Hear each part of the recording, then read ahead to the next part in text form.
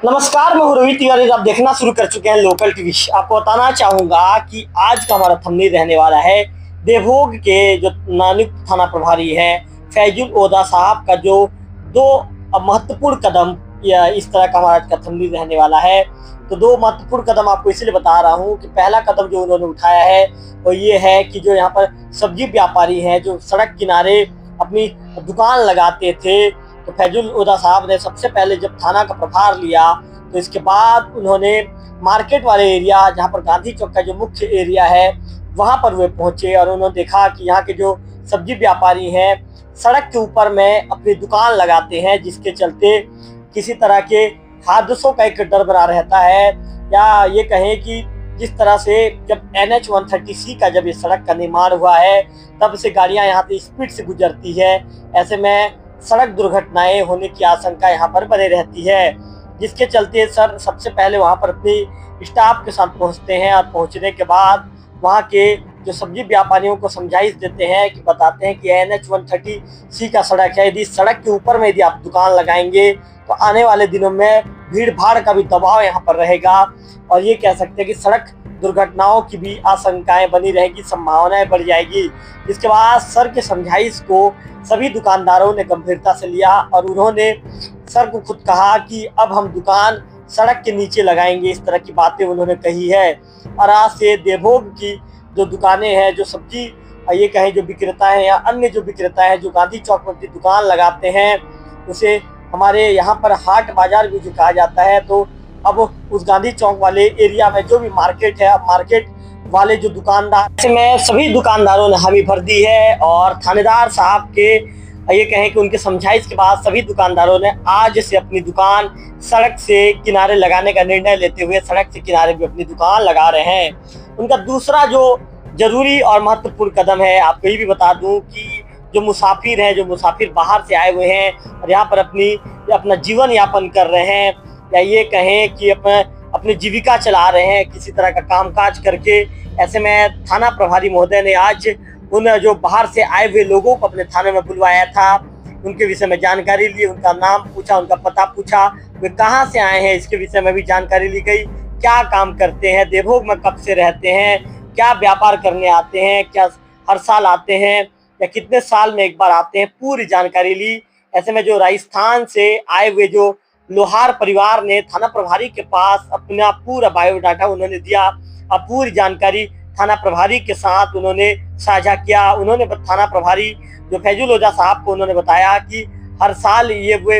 इस तरह मतलब ये कहें कि 3-4 महीने के लिए वे देवभोग पहुंचते हैं और वहां पर उनको जो उनका काम है, जो लोहा का काम है, लोहे से वे कई तरह के जो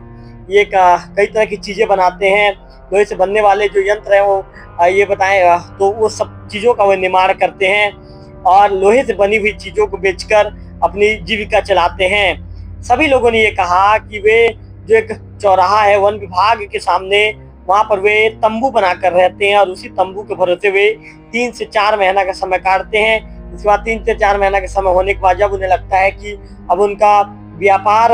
अब इतनी तेजी से नहीं चलेगा, उनका व्यापार जब उन्हें लगने लगता है, जब व्यापार ठंडा हो जाता है, तो वे फिर यहाँ से निकल जाते हैं। तो थाना प्रभारी ने पूरे लोगों के साथ बातचीत की और बातचीत करने के बाद जानकारी लेने के बाद फिर उन्हें वापस जाने को कहा। थाना प्रभारी फैजुल ओदा साहब ने लोकल टीवी से दूरभाष में बातचीत की। दूरभाष में बातचीत के दौरान उन्होंने कहा कि समय समय पर मुसाफिरों की चेकिंग चलती रहेगी। उन्होंने आम जनों से भी अपील की है कि यदि आपको कोई संदिग्ध व्यक्ति नजर आता है या आपको लगता है कि कोई व्यक्ति बाहर से आया हुआ है, जब भी कोई व्यक्ति आपको संदिग्ध व्यक्ति दिखता है, इसकी जानकारी उन्होंने तत्काल थाने में देने की बात कही है। तो मैं आपको थाना प्रभारी का दो महत्वपूर्ण कदम आपको दिखा रहा था। पहला महत्वपूर्ण कदम मैंने आपको बताया कि जो सब्जी वाले व्यापारी जो सड़क के ऊपर में अपनी दुकान लगाया करते थे, थाना प्रभारी महोदय के समझाइश के बाद सभी लोग एक राय हुए और उन्होंने आपसी सहमति दिखाते हुए अपनी दुकानों को सड़क से नीचे लगाने का निर्णय ले लिया है और आज से दुकानें सड़क से नीचे भी लग गई है। उनका दूसरा जो जरूरी कदम है, जो मुसाफिर जो आए हुए हैं, जो बाहर से बाहरी राज्य से आए हुए हैं, तो उन्हें थाना प्रभारी ने बुलाया, उनके विषय में जानकारी ली और उन्हें कानून व्यवस्था को लेकर भी समझाइश दिया गया और कहा गया कि आप भाई अब यदि बाहर से आए हुए हैं तो अपनी जीविका चलाइए, अपने भरण पोषण कीजिए और कानून व्यवस्था को भी ध्यान में रखकर उन्हें कामकाज करने के लिए भी थाना प्रभारी के द्वारा समझाइश दिया गया। देवभोग में अभी नया हाईवे निर्माण होने के पश्चात रोड की चौड़ाई काफी बढ़ गई है और आने वाले वाहन इस रोड में काफी स्पीड से पार हो रहे हैं। इस वजह से दुर्घटना भी बढ़ी हुई है, जिस संबंध में हम लोग लगातार जागरूकता कार्यक्रम चला रहे हैं।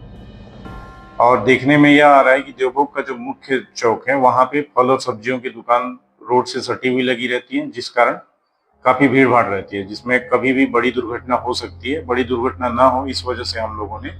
आज उन दुकानों को पीछे कराने के उद्देश्य से एक अभियान चलाया था। सारे व्यापारियों की सहमति लेकर हम लोग कल दुकानें पीछे करा रहे हैं और कल से रोड छोड़ के वो दुकानें लगेंगी, तो आने जाने के लिए हमको ज्यादा जगह मिलेगा और वहां पे जो अनावश्यक भीड़ होती थी वो भीड़ कम होगी और रोड पे भीड़ का दबाव कम होने से